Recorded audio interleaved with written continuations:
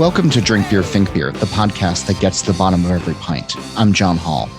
If you've never heard of or met Kolin Krokis, strap in. This is going to be a fun and globe-trotting ride. From the earliest days of Brew Dog to starting breweries in Australia and now working at a brew pub in Canada, he shares his story, advice, and on how showing no compromise has gotten him this far. First, check out beeredge.com to sign up for the newsletter and to catch up with all of your clothing and glassware needs from the This Week in Rauk Beer, Camp Rauk Beer, and Defend Pilsner lines. Go to beeredge.com/merch to learn more. And get with us on social media, either on the very active This Week in Rauk Beer Facebook group or at TW Rauk Beer on Twitter and Instagram. And of course, the Beer Edge is at the Beer Edge on all of the platforms. This episode is sponsored by Breeze. Breeze is the leading supplier of specialty malt to craft brewers. They offer the broadest product line in the industry, including a wide range of roasted malts that add flavor, color, and character to beer. Their experienced operators handcraft every batch of roasted malt to ensure the product you get is consistent. Check out brewingwithbreeze.com for beer recipes using roasted malt. We're also brought to you by NZ Hops, the cooperative of master hop growers. They are a passionate collective of farms dedicated to innovation and sustainability. Leading the charge in sustainable farm practices, some NZ hop farms have over 5 generations of knowledge that inform their composting program, used by growers to promote healthy, regenerative growth of hops year upon year. This creates high-quality soil, a critical component of healthy growing conditions. At NZ Hops, they feel that sustainability is not only being a steward for the land, but for our future. We're in it together. Join the conversation at nzhops.co.nz or on LinkedIn, Instagram, or Twitter. If you've been listening to the show for long enough now and again, I'll ask you who I should have on the show. Sometimes I get letters, and usually those are good suggestions that lead to lively conversations. This is one of those shows. My friend Dantas, the writer and pun aficionado, who has also been a guest on the show himself, reached out recently to introduce Kolin Krokis, and I'm glad he did. Kolin started off as a chemistry student who soon developed a fondness for beer and began a career in brewing that led to brewing school in Germany and a bevy of jobs, including a stint as the first full-time brewer at Brew Dog. He and his family have traveled the world, and he's done various brewing jobs, picking up techniques from hands-on experiences along the way.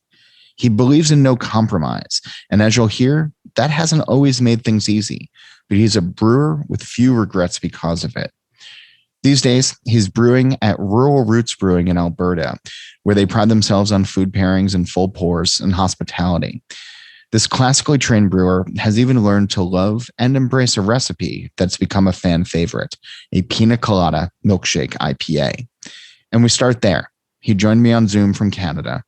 Here's our conversation. When I think about the last 20 years and how beer has evolved, when you graduated from brewing school and you went to a pretty good school and had a pretty good education in Germany, in the traditional methods, did you think 20 years later you'd be really well known and appreciated for making milkshake IPAs? 3 years ago, if you would have asked me that, I wouldn't even have known one thing what a milkshake IPA even was, and let alone that I'd be brewing it and brewing a successful one. So no, definitely not. I mean, I'm not saying like brewing there's been so many breweries that have come online within the last 5 or 10 years. And a lot of those, brewers have been exposed to so much innovation and sort of pushed towards what's new, what's rare, what's local, like that kind of thing. Then I'm always interested in talking to brewers who have, 20 years of experience like you, because the world has so dramatically changed. And I'm wondering how your evolution as a brewer has been, because there are people who will say, well, I'm just going to make this, and this is what I want to make. And then they sort of won't try some of the different things. I was just tickled by the fact that you're making and having milkshake IPAs celebrated. Yeah. I definitely agree. There's been a lot of changes. So when I first started out, I first developed my passion for beer in general. I think I was, late teens. I was studying chemistry at the local college here, Nate. And I started to see so many correlations between, brewing. We did, units on food chemistry. And I was just, wow, I was blown away. And I think at the time as a poor student, I was just trying to, find a way to save a few bucks, because up here in Canada, we get taxed quite a bit on beer. So being a student, it's definitely challenging to be able to buy beer and also pay for your food and tuition. So I thought this would be fun. And classic story. Yeah, exactly. Did the typical thing, started as a home brewer. Well, I did a, malt extract kit. That wasn't enough for me. I want to learn everything. So, picked up Charlie Papazian's guides and read those things through and through. And during that time studying chemistry, I started to learn a lot about, the chemistry involved in it, the biochemistry, and most importantly for me, the microbiology of it. And so it wasn't long before obviously I got into, all grain brewing and got my own setup. And then by the time it was a 2-year diploma course. By the time I was in my second year, I knew that I'm getting into the brewing industry come hell or high water. So I just got to find my way. And when I graduated 2002, I think it was, I thought I would break into it, honestly, in the lab. I thought we'll do quality control. That's what I'm good at. I love lab settings. I love data. I love charts, everything like that. And I couldn't really find a way in. And I'm a pretty impatient kind of guy. I know what I want and I go for it. So I thought, well, I'm going to just put myself through brewing school. And I started phoning up brewmasters in the area. And this is, 2002, 2003. So there was Big Rock Brewery out of Calgary. Mm-hmm. There was Alley Cat Brewing in Edmonton. There was Wild Rose. That's true. And about that was about it, right? For craft. Yeah. There wasn't the choice that there is today. No. So I called up Larry Kerwin at Big Rock. I called up a few different ones, but he gave me some great advice. And I asked him, well, I'm looking at the school VLB in Berlin. And, do you know about the program? Do you know graduates of it? Would you recommend it? And he said, yeah, I've heard great things about it. They're definitely reputable, but he said, before you do all that, before you invest this time and money in that, just make sure that this is what you want. And, being a young early 20s man, I thought, that's really good advice, because I tend to be impetuous for sure, impulsive. So he invited me down to Calgary and hired me on the spot. And I worked in the brew house. That was my first professional job. So brewing 200 hectoliter batches. So a substantial amount, especially considering the size of my brewery today too. So it was massive, but I caught on really quickly. I loved it. It was just great. For me, it was just like, I need more. I learned it so quickly because my mind was just ready for that. And I had just, I was fairly fresh out of school too. And I'm like, okay, guys, send me to brewing school. That's kind of what I wanted. But I realized that's not going to happen. So, I thought I could stick around, go through each department, learn filtration, learn the cellaring, learn the lab stuff, or I could save up and just, go put myself through brewing school myself. And because I, to be honest, like I say, I didn't have the patience for it and I needed it. So I worked there 6 months and that was enough for me, especially with the shifts. They had a 2-week shift rotation, 8 hours. So it was rough. You go back in the clock every 2 weeks. So not like a 12-hour shift, which would be ideal. This was 8 hours. So it's like your body's never really used to any of the shifts. And so I had enough. I'm like, yeah, I'm going to do this. So I went back up to Edmonton, saved up by working in a lab they made iso-octane, actually, Alberta Biofuels. Pretty cool place. Really? Well, years ago, you remember MTBE, right? Methyl tetrabutyl ether. That used to be an sure, additive. For argument's sake, sure. Yeah. Yeah, it adds octane. It doesn't add octane itself, but the octane rating for that is huge. And they used to add that to gasoline. But the problem is that California banned it early, I think mid 90s or whatever. So they were following suit. They knew that eventually that there would be no market for it. If California bans it, done. So they switched their plant. Instead of manufacturing MTBE, they manufactured iso-octane right from butane. So it was really cool. I worked in the lab there, like I said, chemistry background. So it's just what I needed. The pay was a lot better than the craft brewing industry. I'll bet. Yeah. And I went from better there. living through chemistry. Yeah. Oh, yeah, exactly. Monetarily. Yeah. So I was able to save up a little bit. I mean, it would have been great to be able to have saved up the whole chunk, but I had enough to get there. I had applied to VLB, and yeah, by end of 2005, I was in Berlin. Do you have, I always love hearing the stories of folks who, okay, this is what I want to do, and they just kind of go for it. You know, they don't wait for something to happen. In your travels, do you still see that spirit alive in the newer generation of brewers that's coming up? I see impatience for sure, but I see it more as, I think kind of one of these, this generation we have of instant gratification, right? Is that nobody wants to wait for anything, let alone a text message from your friend. Like, why aren't you responding? Why haven't you even read my message yet? Because I can see that. So yeah. I see that side of it. I don't see as much.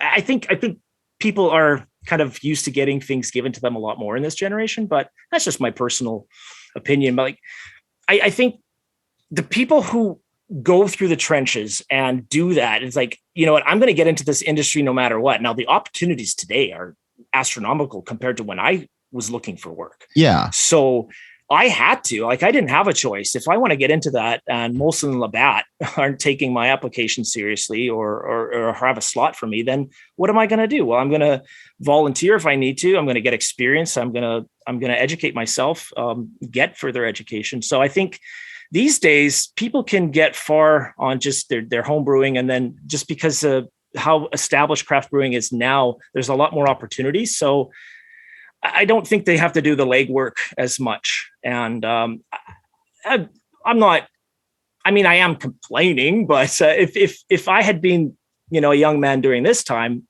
I could have gone just down the road here. Olds College has a great brewing program, right in barley country. And I didn't have that opportunity. So I had to save up, pay my own wage, and move to a different country to do that because I didn't have very many choices. So it's either Berlin, Belgium would have been nice. I don't think that was feasible. Harriet Watt in Scotland would have been great, but I also didn't have, 20, 30,000 pounds, if not more, to study there. And the fact that VLB offered a course in English, I think they had been since 99, they had been 100% English. And I mean, I had a very, very, very ground level of German at that point, but definitely not enough to study in an institute. So well, you did eventually wind up in Scotland though. I did. Yeah. So, and this happened shortly after I finished. So what I did at the VLB, they have this program called the Certified Brewmaster course. Well, I'll tell you one thing. When I came out of that course, I did not feel like a certified brewmaster. Their requirements. At least you took a course that made it, though. I mean, and you got it. I feel like I'm sort of yelling, like the old man yelling at the cloud these days. But I'm always amazed with how casually the term brewmaster is thrown around. Yeah. I agree with that too. And I mean, their program was great, but it also had, some cons to it too. In the fact that, I think this one was a private program, right? So you pay your own way for sure. You're expected to bring a certain amount of experience with you. So their requirement was 6 months work in a brewery, which I happen to have, which was great. But in my opinion now, that's not enough. I mean, you're getting at the VLB, you're getting just theory, so much deep into it. So you're going deep into that, and it's great. So you need that on the job, hands-on training to supplement that, to bring it all together. And that's something I lacked. That even with 6 months, that's something I lacked. And so coming out of that course with my brewmaster diploma, I wasn't a brewmaster by any stretch of the imagination. So, I felt great. Hey, I've got this. I'm going to apply all over the place. And as I mentioned before, I met my wife in Berlin, my wife to be, and we, shortly after getting married, we got married on neutral territory on Jamaica because her family and my family, there was no way that we could get them all together in one place. And it was unfair. So we eloped. So you're like, hey, come to an island. Yeah. No, exactly. We didn't even invite anybody. We just said, you know what, we're going to go do this. We'll have, receptions with each family afterwards, small, intimate. Well, the one in Canada didn't end up to be too small because my mom definitely made sure we had a good party and it was great. And then, so shortly after that, though, we had, the whole world to look at where are we going to go? Because my wife is a German national, then I automatically had, the right to live anywhere within the EU. And we picked England first. I applied through all over the place, but I ended up getting it was a job as a pub manager in London. So this guy had ambitions to make a small brewery in there, but it was pretty evident after a couple of weeks that no, this is not going to happen. So I was like, I was already thinking, how do I get out of this? Because this is not what I do. I'm not a pub manager. Yeah, I love the real ale. That was great. That was fun serving that, cellaring that. But 4 months, I was like, okay, this is enough. I helped them, start that up and did my best as a pub manager, but I was no publican. Yeah, but that's not what you signed up to do. No, exactly. So in the meantime, I had been posting my CV online. There's I think SIBA, if you've heard of that, I think it's the Society of Independent Brewers, something like that. And I got a call. Oh, I think it was a telephone call from a fellow with a thick Scots accent. His name was James Watt. And what I heard is the brewery was called Brew Dog, but it was Brew Dog. It's a little thick. Yeah. Yeah. That's what I had written down too, because I was taking notes as he called me. So he called me up. I was in London, like I said, and I was looking for, they were looking for a brewer to come up. And, to me, I was like, oh, that sounds great. So this is 2007. This was probably around May, June. And I said, okay, yeah, I'd love to. I'll come up for a short stint and you guys can try me out. I can, see how I fit in and we'll go from there. So I went up there, met Martin, met James, and we had a tiny little, it's right in Fraserburgh, had a little industrial, what would you call it? It was basically like a big storage garage. Mm-hmm. Next door, they had the county and the city. They stored their tractors and lawn equipment, all that kind of stuff. So their unit was right beside there. We had that C-can that James talks about. Yeah, that was right there. They had the office on top of that. In the C-can itself. The C-can? Yeah, I think he mentioned that in one of his posts or whatever, that that's how their humble beginnings from which they started. And yeah, that C-can, they had beer storage in there inside the unit, but also up on top, we had a stairway to get up there. And that's where the desk was with the computer. Mm-hmm. And there were, I think, 3 or 4 20 hectoliter fermenters, a very simple 10 hectoliter, I believe, brewing system, just straight, simple infusion mash, single infusion. And yeah, so anyway, I worked with Martin quite a bit.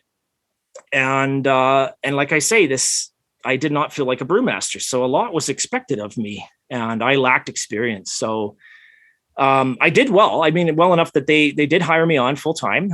We moved up. So my wife and I went back to Berlin because that's all our stuff was still there, even though we had been living in London. And we gathered all that stuff up. I think we had moved it to London by then, and then moved a moving van all the way up to Fraserburgh, way up in the northwest corner of Scotland. And you were the first brewing employee. The first full-time brewing employee. They had friends and associates that were helping them do, part-time packaging and whatnot. But I was the first full-time one.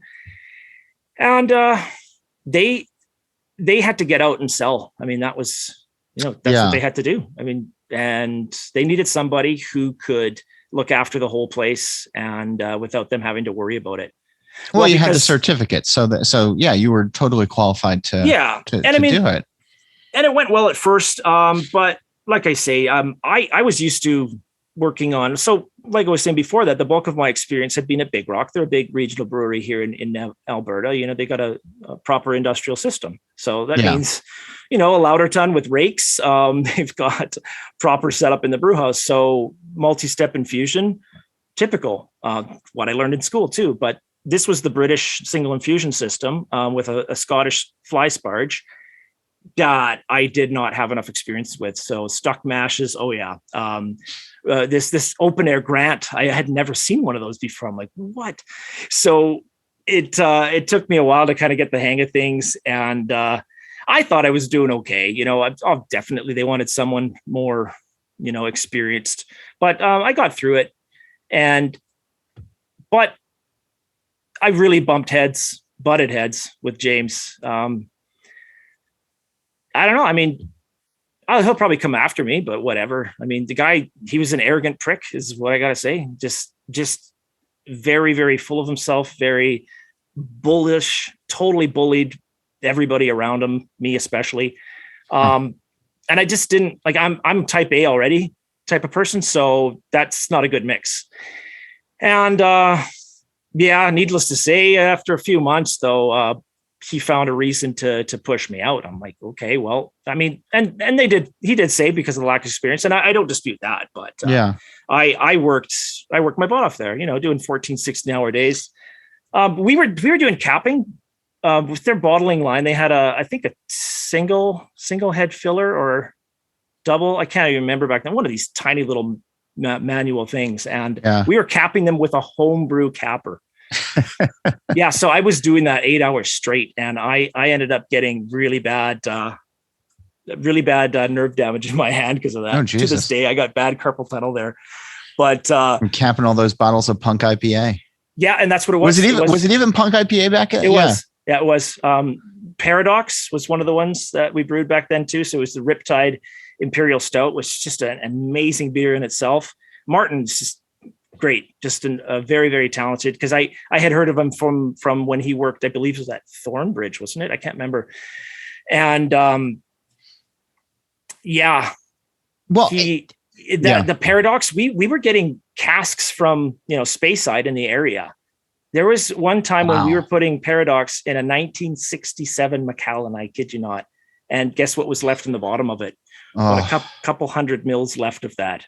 Now that's probably the only time I'll ever have, the only chance in my life to have, to try a sample of that beer, that Scotch. And it was just 60 phenomenal. Jesus. Yeah. So we filled up the Paradox, the Riptide in those, and it was just great. But, well, so let me ask you, because it's so interesting with, these breweries, these brands that have really sort of, tried to tell their own story in their own way. And Brew Dog was certainly in the early days, like a lot about marketing. Like there's good beer, but so much of it was, we're avant-garde, we're punk, we're this, we're that, and the period of time that you're there, I need to be very clear, is well before taking over the Stone Brewery in Berlin, before all of the pubs, before the breweries, before the America launch, before like all everything that it is today, and a lot of the problems that have surfaced online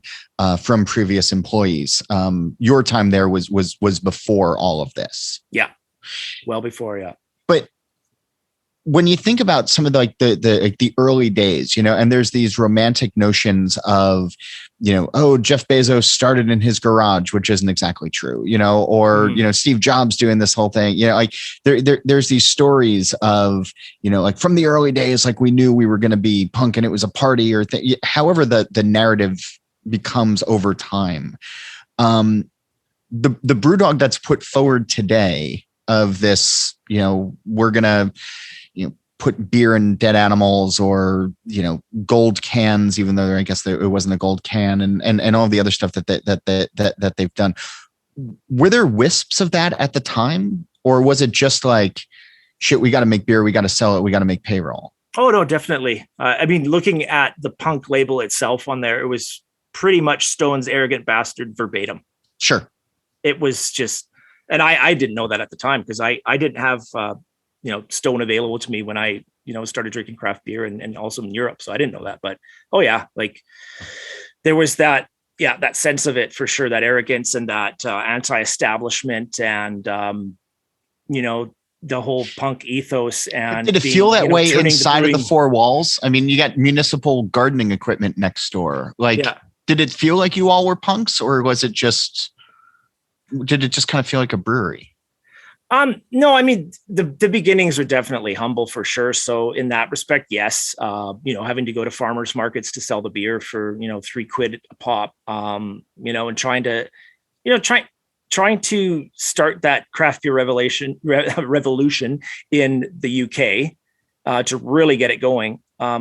Which, it takes a lot, because who wants to pay £3 for a 330 ml bottle of beer when they can, get, whatever they have there, with some of their swill beer, like Foster's or whatever. Right. So punks in that way, for sure, trying to trailblaze our way through, getting people on board. And it was great to see people coming in and dropping £100 on a flat of beer, coming by and selling that right from the brewery. And looking at the brewery itself, we had an electric kettle. Martin and I, we get in there. One of us would get in at the end, with a bag, an empty grain bag, and, scoop up all those hops, because we used whole hops, which is just beautiful, and which you can't always do in some of these modern systems. And getting in there with, this hot, humid, we'd take our shirts off and strip down and get in there, and it just sweat our faces off and get those hops out of there, and, dump the grains into the grain bags, the spent grains, throw them in the back of this little tiny white pickup truck. I drive to the farmer down a few miles away, and hell yeah, total humble beginnings. And to see where they made it even just a few years later is phenomenal. And I know that when I was just leaving, I think we got this bottling line in from Italy, and we were commissioning that.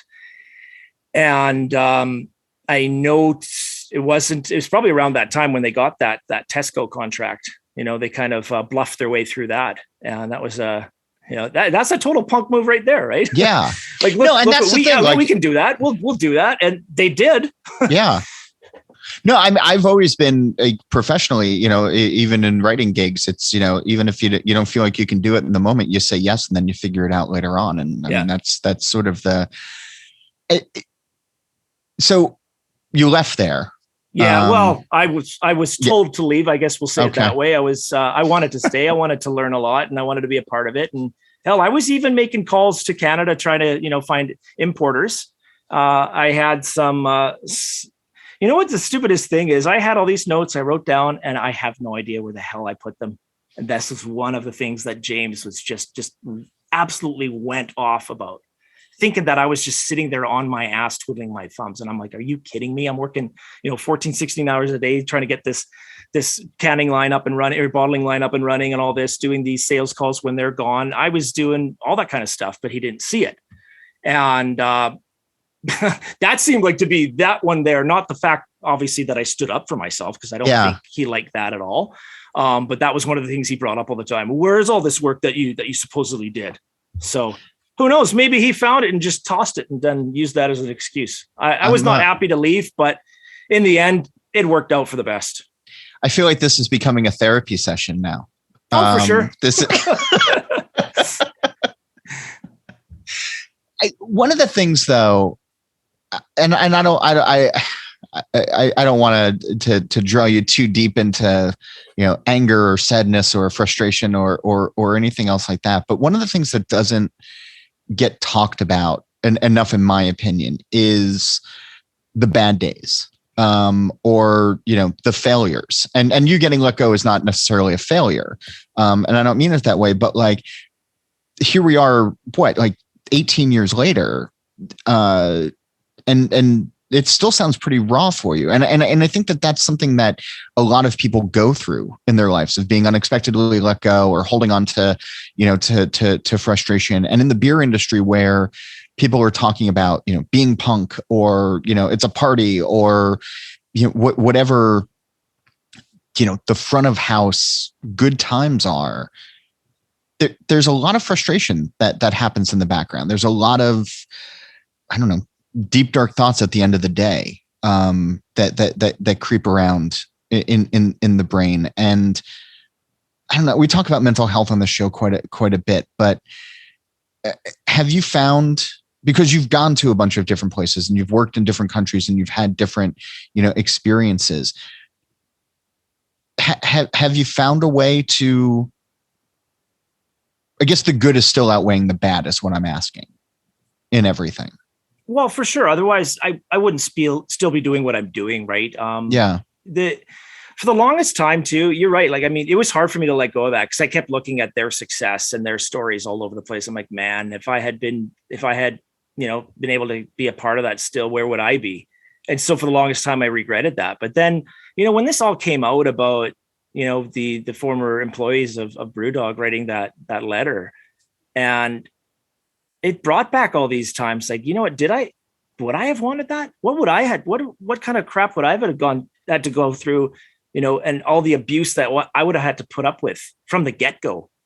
Who knows if I would have left off, my own choice back then, because I'm not like I say, I stand up for myself. I'm not that kind of guy. I don't just take it and take it. I'm sorry, but I'm not the kind of guy to be walked upon and kicked about. So when that did come out, that was very cathartic. Oh my goodness. I was like, yeah, look at you. You made the right choice, man. Hey, well, the choice was made for you anyway, but don't regret it. Because of that, I got to go right after that. I went to Australia and I helped commission a brewery there. And then from there back to Germany, looking for work right before the economic meltdown of 2008. Yikes. And then shortly after that, going to Wild Rose Brewery in Calgary and working with them. More with Colin in a moment, but first, a word of thanks to this episode's sponsors, and I hope you'll give them a closer look. At NZ Hops, they feel that sustainability is not only being a steward for the land, but for our future. We're in it together. Join the conversation at nzhops.co.nz or on LinkedIn, Instagram, or Twitter. And Brees is proud to control their malt, starting in the field until it arrives at your brewery. They have a long-term relationship with several hundred growers in the Bighorn Basin of Wyoming and Montana, where warm days, cool nights, and floodwater irrigation yield some of the highest quality barley in the U.S. And now, back to Colin Krokis of Rural Roots Brewing. Do you feel like, having bounced around as much as you do, that there's been an evolution of you as a brewer and the beers that you're making? Like, do you feel like you're taking, a little bit of something that you learned from here, a little bit of something from here, a little bit of something from here, and it shows in your end result now? To a point, I think so. Yeah, I think that's fair because, drinking the local styles, that kind of thing, getting to know the local people, what they look for in beer, and then, different techniques. Sure. I mean, so I'll go back to this Australia because I was able to help commission a brewery there, a nice 20 hectoliter system from PSS is the manufacturer. They're from Slovakia.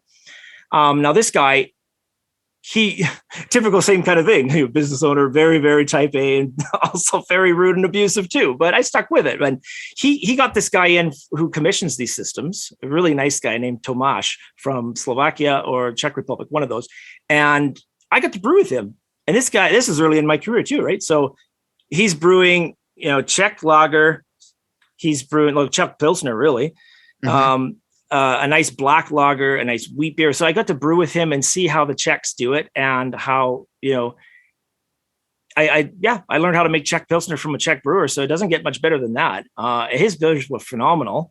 And so that alone was a great opportunity. And then, he left obviously after he helped commission it.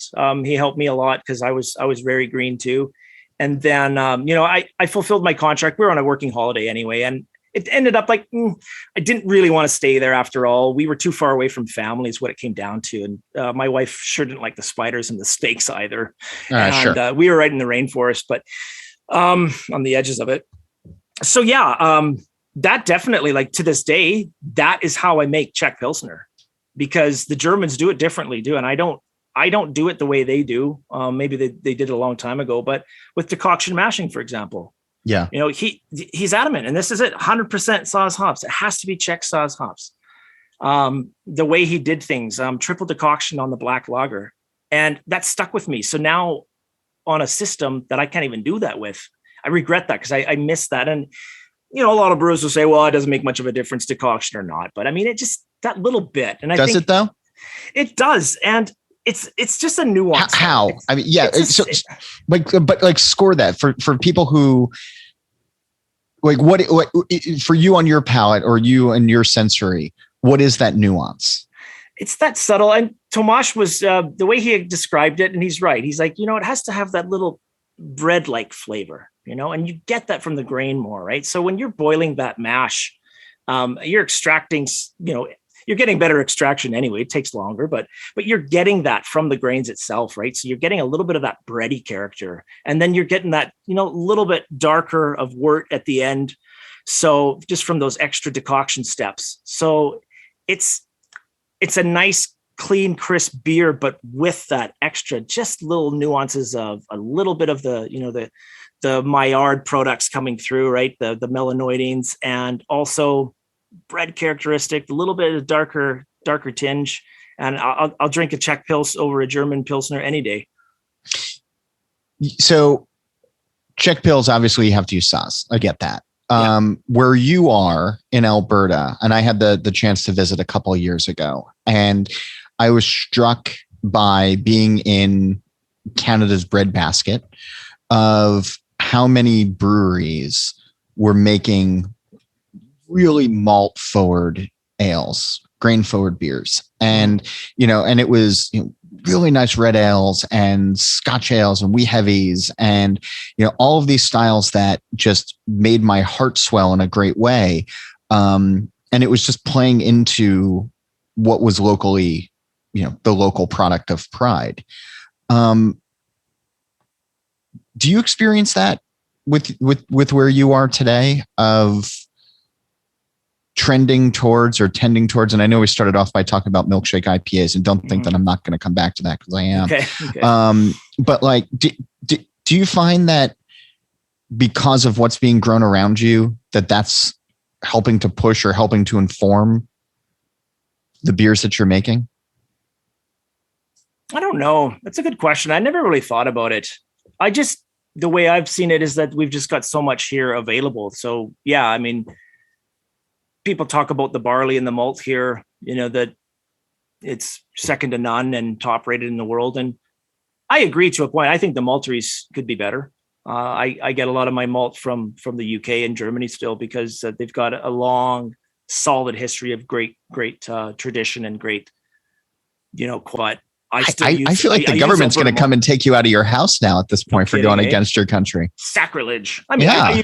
I use my share of Alberta 2-roll barley malt here, but that's not to say either that the barley grown here doesn't make its way to some of these malteries too. But there has been an evolution on that front, right? From when you first started brewing, of more information available now. I mean, I feel like I'm seeing technical papers all the time and just, for sure. And I think it varies too from supplier to supplier. Some give you just like, even from some of the, the good malteries I've gotten just here's the color and the extract and that's it, and, I want to know what kind of pH it's going to be in the wort. And I want to know all these kind of different things with beta glucan and all that. And sometimes it's just not available, but yeah, compared to when, as a home brewer, would I have even known what that is and used it? So, but the home brewers these days do, and they're the ones who tend to dive into that because it's a passion for them and they've got the time to do it because, they're the ones. And same with me when I was between jobs as a brewmaster, but brewing a lot at home. I mean, I had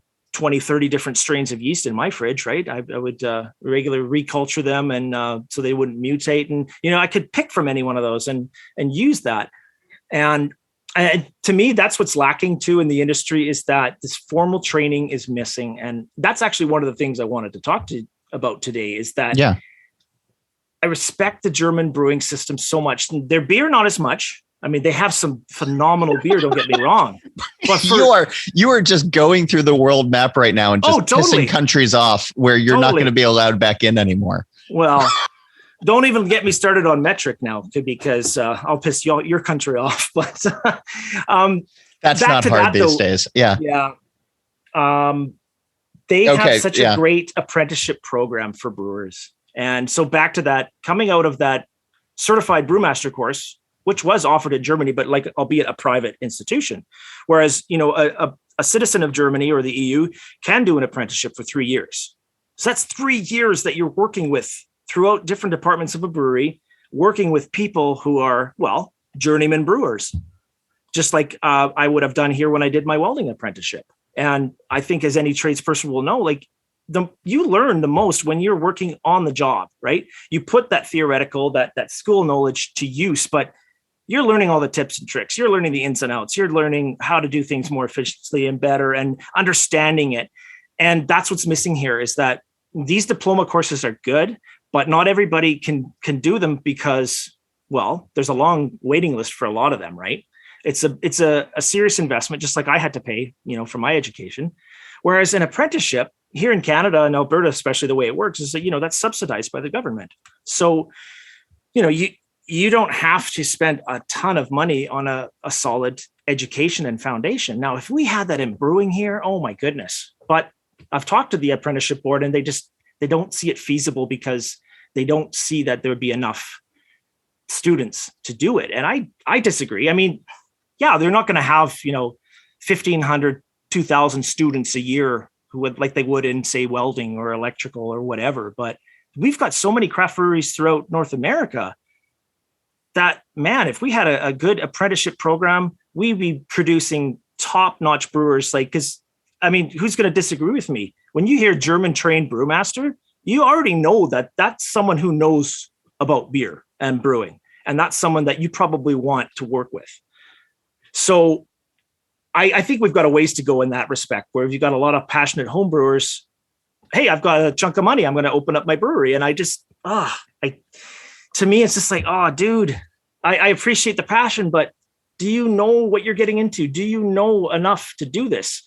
Because your buddies might like your beer, and I'm sure it's great, but you got to think about all the implications, of selling this product and being able to assure the quality of it and check the quality of it and blah, blah, blah. Right. So I think there's that gap right now. And these colleges are filling that need for sure for trained, brewmasters of operations or whatever.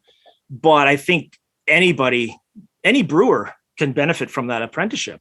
Yeah. And that opens up other opportunities in itself. So in Germany, for example, that's what I have. I challenged it later because I already had my diploma, but I did it in German. When after my contract finished, I'm like, well, I got some time to kill. I'm looking for another job. I'm going to do it because I don't feel my creds are enough. This brewmaster course it wasn't compared as, as well as like going through the German system. For some reason, Germans really love their paperwork. They really love details and all that. And if you don't have the right papers, then they can kind of get a little weird that way. So I felt my creds weren't, they weren't doing me justice. I'm like, well, look, I trained here. I've got this brewmaster diploma. I got a ton of experience by now, but I couldn't. Yeah, I don't know. So I thought, okay, I'm going to challenge this. I'm going to do it. So I studied up. My German was good by that time. So I challenged the practical exams, and I ended up finishing with honors, which was huge for me because I'm like, wow, this guy with his broken German, bumbling his way through it, but he knows enough to be called Brauer und Melzer. And so as a brewer maltster now, officially, I can, now I can do my Meisterbrief, they call it, so to become, in their master system, or study as a Diplom Braumeister, which is the university equivalent of that. So it just opens up a lot of opportunities. And like I say, the education you get on the job and in school altogether, it makes you into a well-rounded brewer. And that's something that definitely needs to happen. And then saying again about the German beers, like they're some of the worst beers now because they're so stuck on das Reinheitsgebot. And it's like, dudes, we don't cook like we do in 1516, do we? Yeah. So why do we brew beer like we do then? I'm not saying that for me, no compromises. So I don't use anything synthetic. It has to be natural. And that's kind of my limit. So if I want to put herbs, if I want to put fruit and vegetables in my beer and it still tastes like beer, to me, that's the end goal. So when we get to someone making a dill pickle sour beer, is that even beer? I don't know. It's not my call, but to me, so you get the traditionalist German and that keeps their beer very, very, it is beer, but they lack that creativity and that vision that craft beer has brought into the world. So I think if you marry those systems both and you have kind of like, instead of Reinheitsgebot, you have Natürlichkeitsgebot, which means like a natural. So yeah, I use a little bit of sugar in my beer and I'll tell you why. But this sugar is from a natural source, right? It's not refined. It's not that white, refined, the powdery, raffinated. Yeah. It's natural cane sugar. And I'll use it in this beer to supplement, to give me a little bit of alcohol without giving that extra dextrins and that body that will just make it too thick. For this beer, it's appropriate. For this Belgian quad, yeah, I need candy syrup. So I don't know. It's hard. And I butted heads with Germans because of that. I'm like, this Reinheitsgebot, it's ridiculous because I can't even do anything to my water except take things out of it. You telling me I can't put this food grade mineral salt in there to give me the best possible beer for this style, because that's what I know chemically it needs, because that's where these beer styles throughout the world, like reading that water book from Palmer and John Palmer, Kaminsky, just amazing. What an awesome book, right? And that's one of the things that I laughed about when they. I don't know. I'm not convinced anybody's actually ever finished that book. Oh, I've read it 2 or 3 times. But like I say, I've got a chemistry background, so for me, it's like, oh yeah, Z alkalinity and all that. Oh yeah, this is great. Doesn't mean that it clicks right away. It's like, holy, I do remember learning this. This is phenomenal. And so, and that's how I brew my beers. Is I strip it down like they do. I start with RO water, and I just figure out a mineral profile to start, because, well, water is 90+% of your beers. So starts with that. And that's what, the Germans, they lack that. It's like, look, we've got, and they should know, they've got some of the best tech in the world, right? So use this on the brewing side for the tech that we use these days for being able to control that. Now I can have a wonderful mineral profile that just boosts and enhances my otherwise good beer to make it a great beer. And, what's the issue with that? I never understood.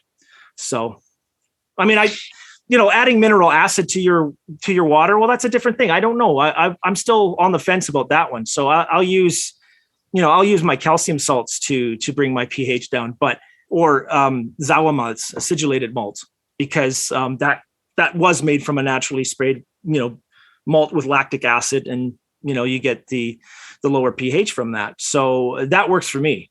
But yeah. I have no idea how we fell down a chemistry rabbit hole. Oh, it happens all the time. I think you just jumped conversations on me like 9 times, and I'm just trying to keep up with you at this point. But here's how I'm gonna bring it back though. Okay.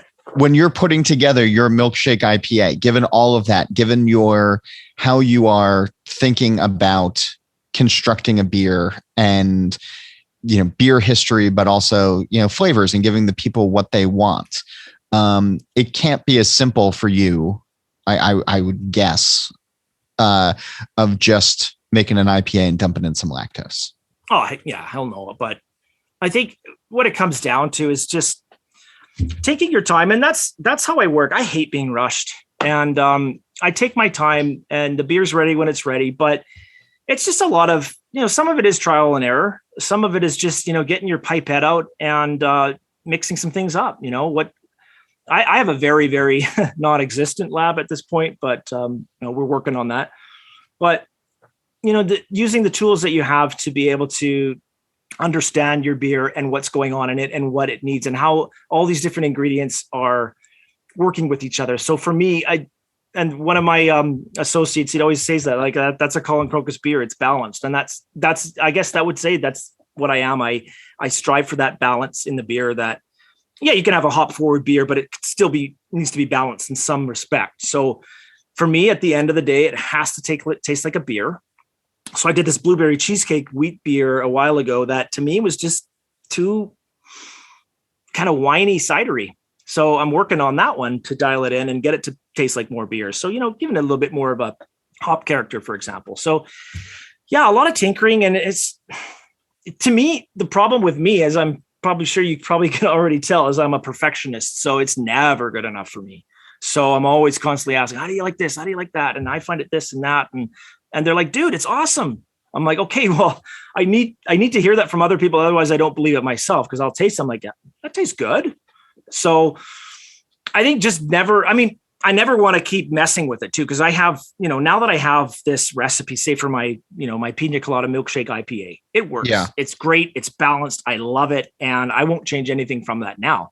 You could play with minor things in the lab and just to see what happens, but not that I would, release that one. But so yeah, pipette work, I'd say chemistry, starting, like I say, from the bottom up, start with your water, right? Go through that, make sure that it can support that beer and your malt profile and all that. And it's a very complex mash schedule and malt recipe for that beer because it needs to be, how much oats you add, you need to add some mouthfeel to that. You want it to give the impression of being a little bit thick, like a milkshake.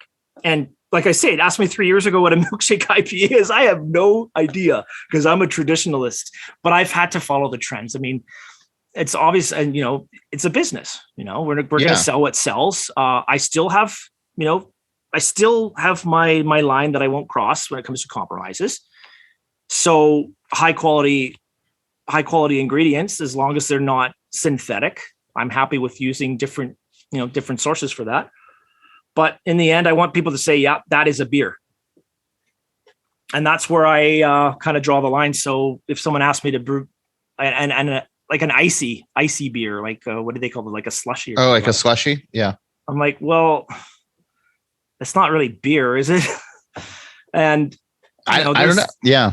I don't know. To me, and that's the thing, I think people just have to ask themselves that question, what do they want to brew? And in Germany, you're not allowed to call it beer. It has to be a beer mixed drink or whatever. And that protects it to a point. And I do agree on some things about the Reinheitsgebot. Don't get me wrong, but you know me, it limits that creativity that, like, look at how wonderful and how long the West Coast IPA has been like a center point of craft beer. I mean, it's always there still. It might not be as popular as it once been, but man, that's a phenomenal beer.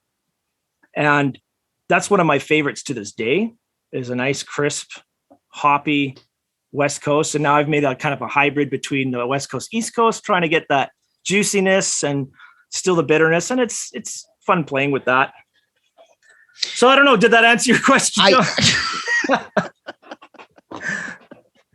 I mean, yes.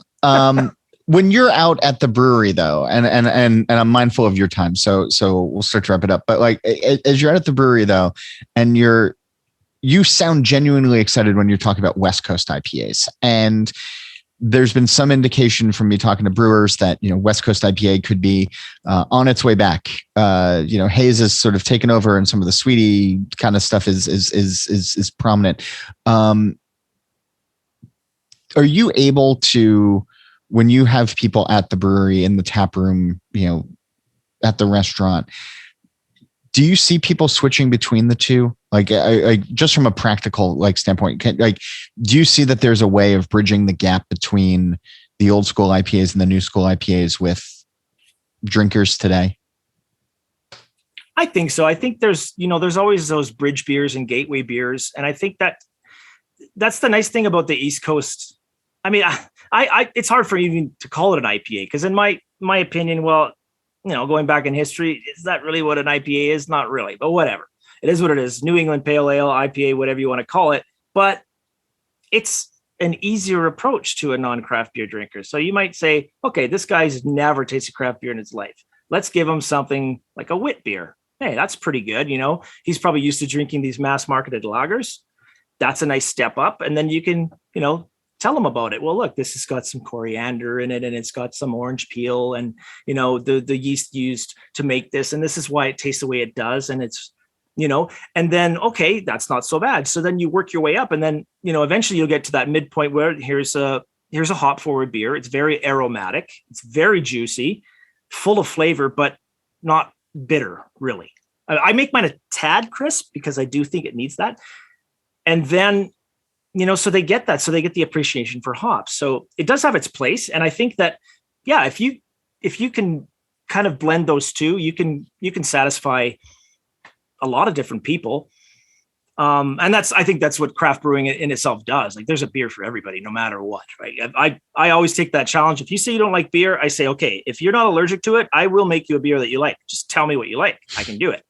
So I think that the more people who taste hops, the flavoring, and appreciate the nose on that, the aroma, all that. And then, I think it's just like anything, you get an appreciation for it. Like, did I like Scotch the first time I drank it? No. I had some of my dad's single malt, and I was like, ugh. Yeah, but then you're drinking, Macallan from the 60s, and that's Yeah, no kidding, eh? It's hard not to appreciate that, even if that's your first time. I imagine I haven't had it, but yeah. No, which it wasn't. But yeah, the only time I'll definitely taste one of that caliber.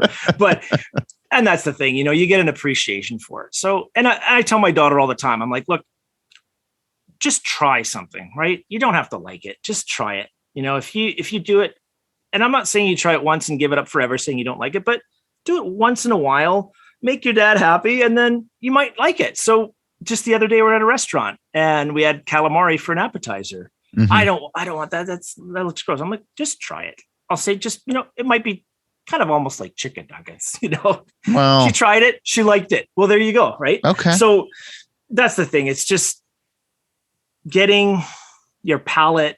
And it might be that you're too young to appreciate some of this wine. Like, when they say when you're younger, red wine is just too overpowering because your senses are still so sharp.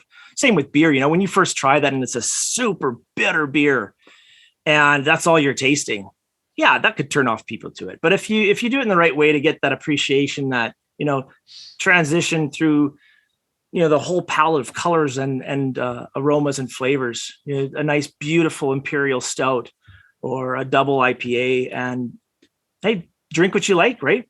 Yeah. Kudos to everybody listening who thought of the old This American Life story about calamari when you mentioned it. And if you don't know what it is, I'll tell you about it after we finish.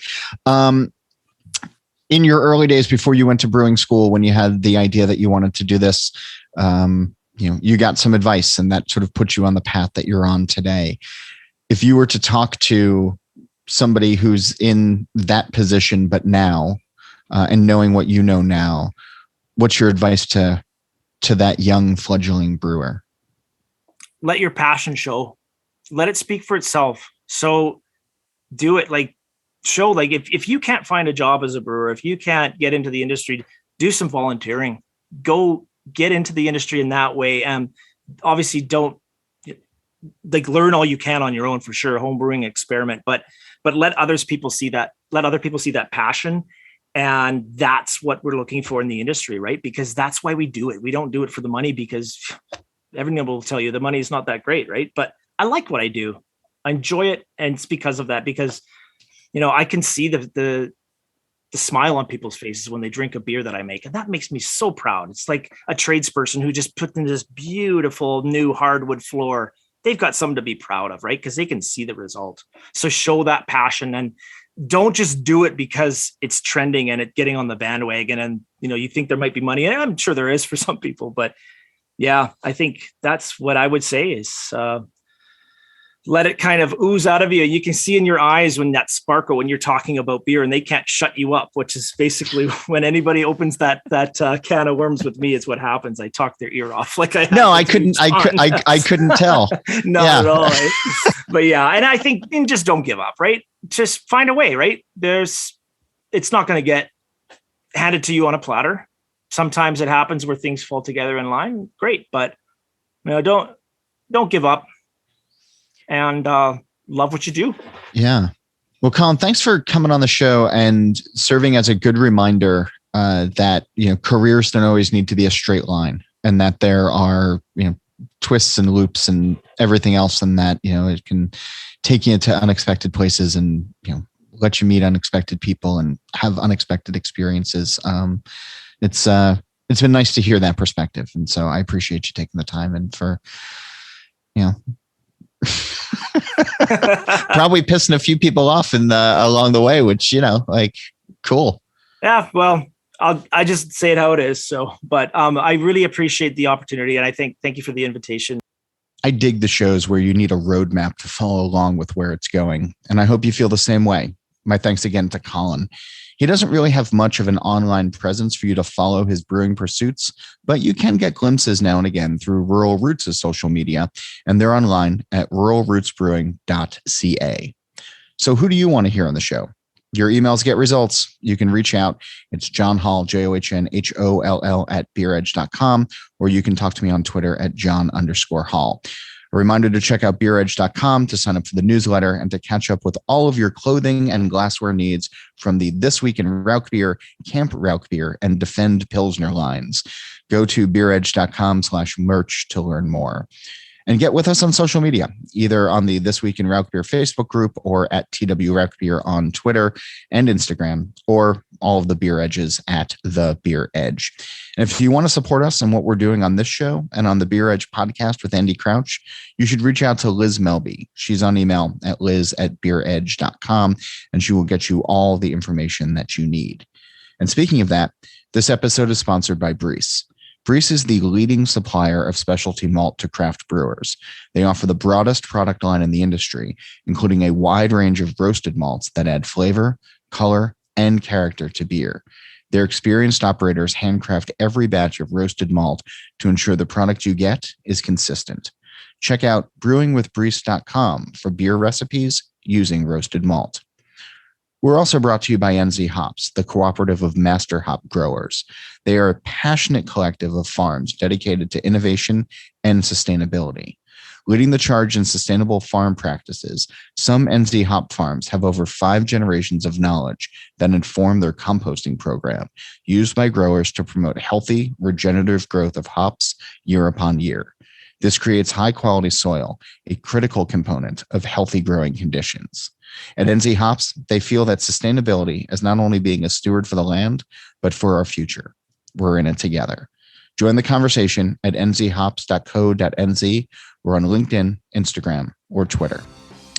You know the deal. Nate Schweber, he does the music. Jeff Quinn designed our logo, and I'm John Holl. New episodes of this show release every Wednesday, and that's when I'm going to be back again to drink beer and to think beer.